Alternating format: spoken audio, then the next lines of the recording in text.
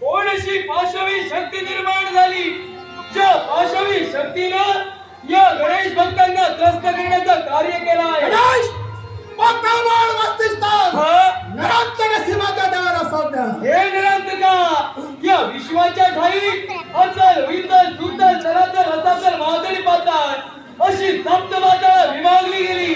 पण या सप्तमाताचा त्याग करून या भूमंडळाच्या ठाई काढण्यासाठी गणेश याला कारणीभूत आहे. कोण बघायला या मृत्यूलोकाच्या देवा तुझी भक्ती चालू आहे. हे भक्ती बंद करणार काय तू जाणार आहे. हे निरंतका या विश्वाच्या ठाई तो मनुष्य प्राण्याचा जन्म झालाय.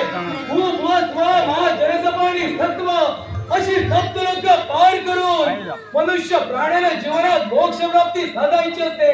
आणि त्या मोक्ष प्राप्तीसाठी नवविधा भक्ती शाश्वत ठेवली गेली. आमच्या मानवाचा जन्म भक्ती करण्यासाठी आला तर कोणाचा अपराध भक्ती करवी केला. अपराध मानवाला केलाय गणेश. धर्म सामुंडाच्या मानवाला केलं आहे. मानवाचा सेवन हे निरंतका नको तू हट्टास या विश्वाच्या ठाई नको. तुमच्या ओंकार स्वरूपी गणेश तुझं स्वरूप आहे. या देवाचे चरण चुकव तू